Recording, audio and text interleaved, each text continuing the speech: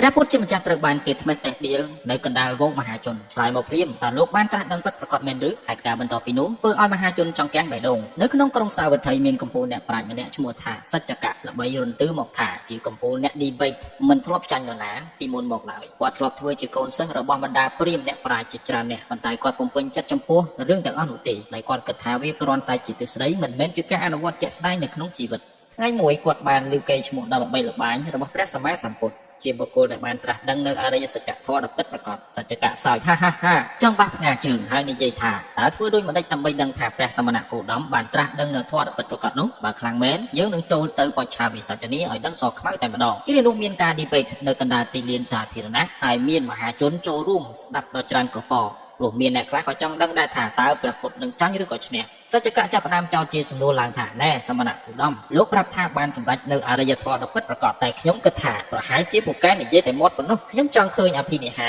ខ្ញុំចង់ឃើញមហិទ្ធិឫទ្ធិដែលសមណគោតមមានខ្ញុំចង់ដឹងថាព្រះសមណគោតមមានភ្នែកទឹកឃើញធម៌ដ៏ពិតប្រាកដដែរឬទេព្រះសម្មាសម្ពុទ្ធទ្រង់គង់នៅយ៉ាងស្ងៀមស្ងាត់ហើយត្រាស់ថាធម៌មិនមែនពិសោធន៍ដោយអភិនិហាទេប៉ុន្តែពិសោធន៍បានដោយការប្រព្រឹត្តបដិបត្តិសច្ចកៈមិនពេញចិត្តចំពោះចម្លើយនោះទេទើបព្រះរកមធ្យោបាយដើម្បីធ្វើឲ្យព្រះសម្មាសម្ពុទ្ធផ្ទុះនៅកំហឹងយើងគិតថាតថាគតឯងគ្រាន់តែជាអ្នកពូកែនិយាយតែមាត់ប៉ុណ្ណោះគ្មានត្រាស់ដឹងនៅធម៌ពិតស្អីនោះទេបណ្ដាសាវកទាំងអស់សុទ្ធតែត្រូវសមណគោតមឯងបោកប្រាស់ទាំងអស់ហ្នឹងមហាជនកំពុងតែចាំផ្ទៀងត្រចៀកស្ដាប់ថាតើព្រះសម្មាសម្ពុទ្ធនឹងឆ្លើយតបសច្ចកៈដោយវិធីណាប៉ុន្តែព្រះសម្មាសម្ពុទ្ធទ្រង់គង់នៅស្ងៀមដដែលគ្មានប្រតិកម្មអ្វីទាំងអស់ខឹងក៏មិនខឹងត្រាស់ក៏មិនត្រាស់សច្ចកៈចាប់ផ្ដើមញុះញង់កាន់តែខ្លាំងហើយនិយាយថាឃើញឬនៅបងប្អូនសមណគោតមគឺជាបុគ្គលដែលមានអស្មិម្នាក់ប្រកាន់ខ្លួនមិនហ៊ានឆ្លើយតបដូច្នេះបុគ្គលដែលហៅសមណគោតមថាពោពេញទៅដោយបញ្ញាគ្រាន់តែជាពាក្យល្បីរន្ទឺគ្មានភ័ស្តុតាងពិតប្រាកដតែប៉ុណ្ណោះព្រះសម្មាសម្ពុទ្ធនៅតែមិនឆ្លើយតបប៉ុន្តែវងមហាជនវិញ